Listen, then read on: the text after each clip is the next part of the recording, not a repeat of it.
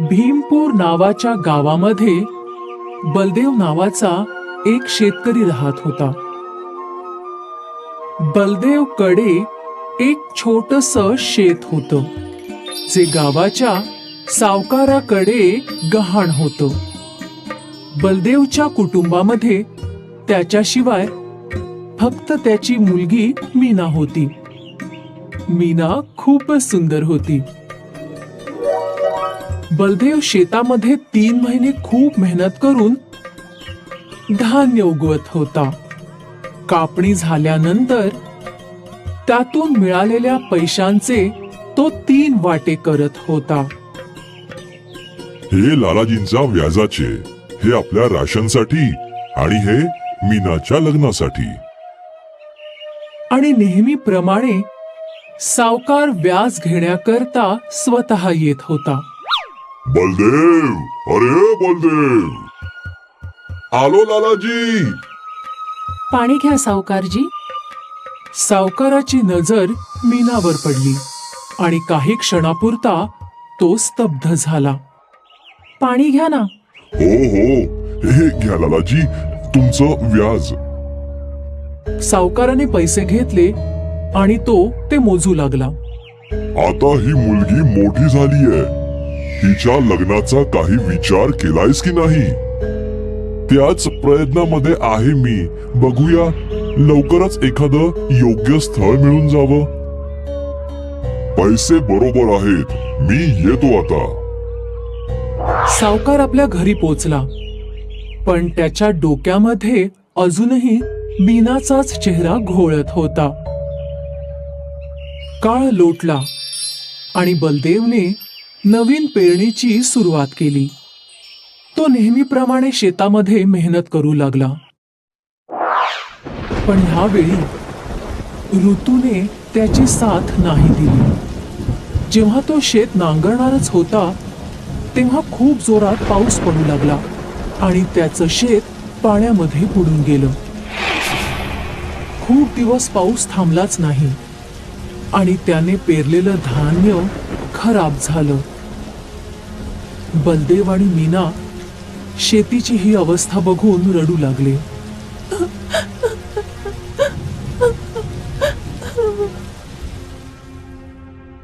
आणि नेहमीप्रमाणे दुसऱ्या दिवशी सावकार स्वतःचे पैसे घ्यायला बलदेवच्या घरी पोचला. बलदेव, ओ बलदेव, जी लालाजी, ते काय ना? काय झालं? यावेळीच्या अति पावसाने माझं मोत्यासारखं पीक वाहून गेलं, नष्ट झालं. आता मी तुम्हाला व्याजाचे पैसे कसे देऊ? खूपच वाईट झालंय तुझ्या सोबत. माझ्याकडे तुझ्यासाठी एक प्रस्ताव आहे. कोणता प्रस्ताव? मी तुझं सगळं कर्ज माफ करू शकतो, जर तू तुझ्या मुलीचं लग्न माझ्या सोबत लावून देशील. पण लालाजी, हे तर चुकीचं असेल ना?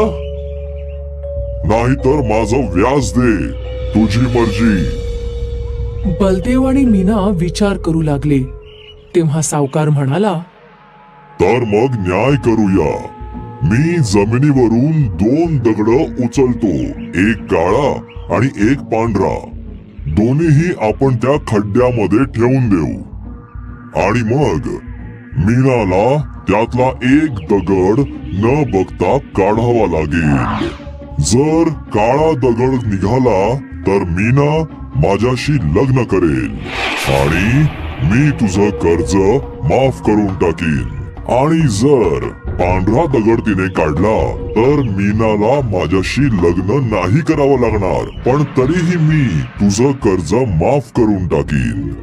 काय तुला हे मंजूर आहे? बलदेव आणि मीना जवळ कुठलाच दुसरा उपाय नव्हता. सावकार खाली वाकला आणि त्याने दोन्ही काळे दगड उचलले. हे मीनाने पाहिलं. हे घ्या, मी यामध्ये दोन्ही दगड ठेवले आहेत, एक काळा आणि एक पांढरा. आता तू स्वतःच एक दगड निवड. मीना विचारात पडली. आता मी काय करू? जर मी सावकाराचं सत्य समोर आणलं तर बाबांना ह्याचे पैसे द्यावे लागतील, आणि जर मी दगड उचलला तर मला सावकाराशी लग्न करावं लागेल. मी काय करू? मीनाने थोडा वेळ विचार केला आणि मग तिने मडक्यामध्ये हात घातला. बलदेव आणि सावकार दोघही दगडाचा रंग बघण्यासाठी उत्साहित होते. पण तेव्हाच मीनाने पडण्याचं नाटक केलं आणि तो दगड जमिनीवर पडलेल्या इतर दगडांबरोबर मिसळून टाकला. अरे, हे काय? आता आपल्याला कसं कळणार की तो कोणत्या रंगाचा दगड होता? तुम्ही नाराज होऊ नका सावकार. मी मडक्यामध्ये उरलेल्या इतर दगडांचा रंग बघून सांगू शकते की मी कोणता दगड निवडला होता.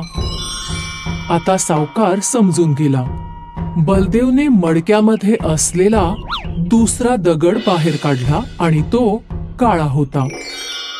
म्हणजे जो दगड मी निवडला होता तो पांढराच होता. म्हणजे आता ना मला तुमच्याशी लग्न करावं लागेल आणि ना माझ्या बाबांना तुम्हाला पैसे द्यावे लागतील. बलदेव आणि मीना दोघं खूप आनंदित झाले आणि सावकाराचा तर हिरमोडच झाला. मीनाने आपल्या हुशारीने आपलं आयुष्य वाचवलं आणि आपल्या वडिलांचं कर्जही माफ करून घेतलं. म्हणूनच म्हणतात की समजूतदारपणाच प्रत्येक समस्येचं समाधान आहे.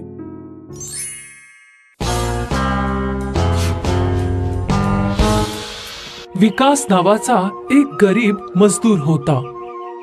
तो सेठ भीमसेन यांच्याकडे हमालीचं काम करत असे. विकास सकाळी लवकर कामाला येत असे आणि संध्याकाळी खूप उशिरापर्यंत हमाली आणि इतर कामं करत असे. एवढे कष्ट केल्यानंतर विकासला फक्त 4 नाणी मजदुरी म्हणून मिळत असत. एक दिवस खूपच गरमी होती आणि पूर्ण दिवस पोती उचलून विकास थकला होता. तो सेठजींकडून आपली मजदुरी घेऊन घराकडे परतत होता. रस्त्यामध्ये त्याला एक खूपच छान सुवास आला. त्याने त्या सुवासाच्या दिशेने पाहिलं तर त्याला एक मिठाईवाला दिसला, जो गरम गरम जिलब्या तळत होता. इतक्या छान सुवासामुळे विकासच्या तोंडाला पाणी सुटलं. मला जिलेबी खायची आहे. पण जेव्हा त्याने स्वतःचा खिसा तपासला तर त्याला फक्त 4च नाणी मिळाली. अरे नाही, जर मी या जिलेबी विकत घेतल्या तर आज माझ्या बायको आणि मुलांना उपाशी झोपावं लागेल. नाही, मी असं नाही करू शकत. विकास उदास झाला, पण त्याने थोडा वेळ तिथेच उभं राहून त्या सुवासाचा आनंद घ्यायचं ठरवलं.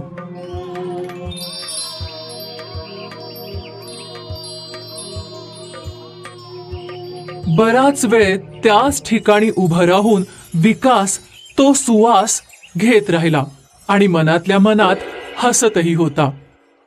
मिठाईवाल्याला हे पाहून खूप राग आला. त्याला विकासचं हे वागणं पाहून अजिबात आवडलं नाही. मिठाईवाला रागारागाने विकासच्या जवळ पोहोचला. पैसे काढ. अरे पण मी तर कोणतीही मिठाई विकत घेतली नाहीये, मग कसले पैसे देऊ? गेल्या अर्ध्या तासापासून तू इथे उभं राहून माझ्या चांगल्या मिठाईचा सुगंध घेतो आहेस, त्याचे पैसे.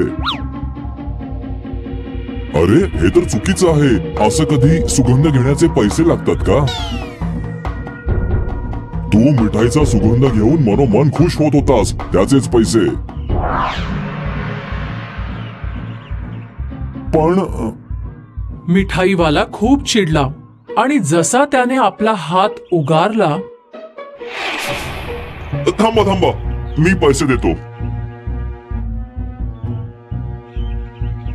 मिठाईवाला थोडा शांत झाला. काढ सगळे पैसे.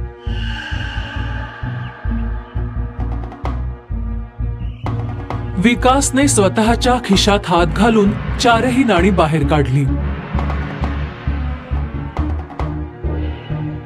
त्याने विचार केला की आज त्याच्या परिवाराला उपाशी झोपावं लागेल. पण अचानक त्याला एक युक्ती सुचली आणि त्याच्या चेहऱ्यावर हास्य उमटलं. तू पैसे देणार आहेस की तुला धडा शिकावू? एक मिनिट भाऊ. विकासने 4ही नाणी आपल्या हातामध्ये ठेवली आणि दुसऱ्या हाताने त्यांना झाकून